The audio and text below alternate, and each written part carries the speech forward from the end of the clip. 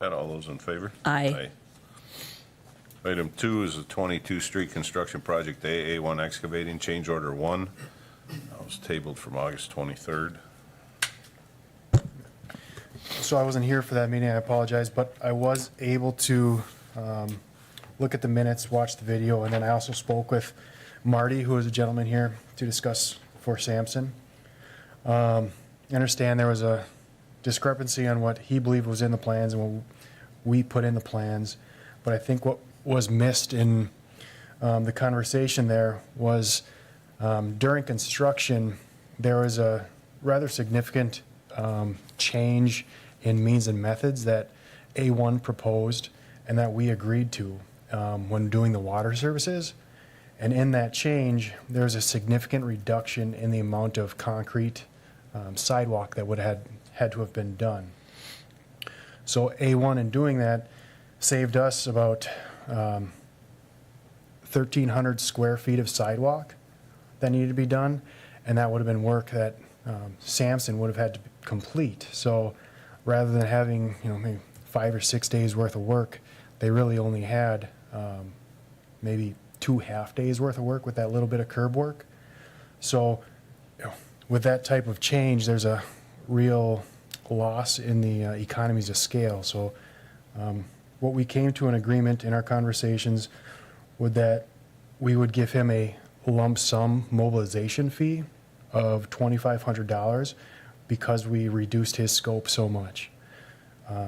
So I propose, in lieu of the change order that A1 submitted, that we pay the actual unit prices for the work that was completed, and then also provide a $2,500 lump sum mobilization charge for Sampson.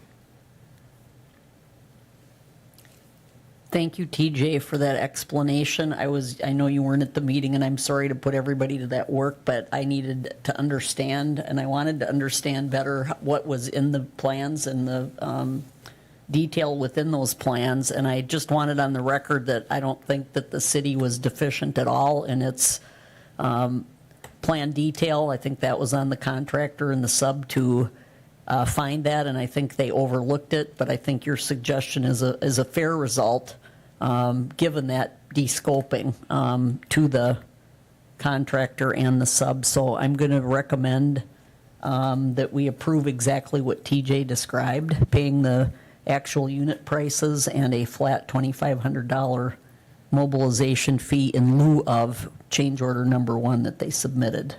Okay, I will second that. Any further discussion? No.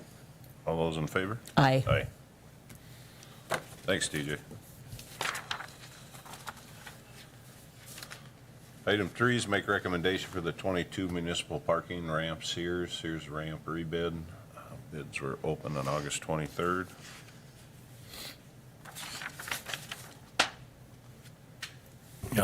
I did not get a response. I reached out to Mary Ann. I was hoping she'd be here today. Yeah, I didn't get one either. So I'm on, at this time, I guess we'll have to table it. I would, can we make this motion contingent on funding verification through Mary Ann? Sure, because I Yep. know she is Right. legitimately tied Yep. up for some time period, like 6 hours a day on this workday Right. implementation. And so if we can check with her during a time when it's convenient for her. Yep. What's your recommendation then, Alan? It would be to go with the low bid, Okay. which was Restoration. Restoration Service Systems? Yeah. Okay, I'll move that we go with the low bid for this project that was opened on August 23rd of 2022, contingent upon approval from the finance director that funds are available. I would second that. All those in favor? Aye. Aye.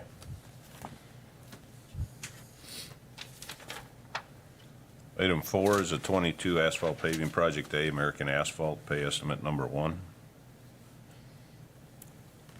Yeah, this work that's been completed by American Asphalt and reviewed by Kurt DeBoer, and I'd recommend approval for, I think the pay estimate one is $306,574.83.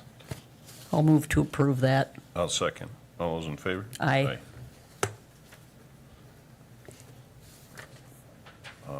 Item 5 is 22 street construction project AA1 excavating, pay estimate number 2.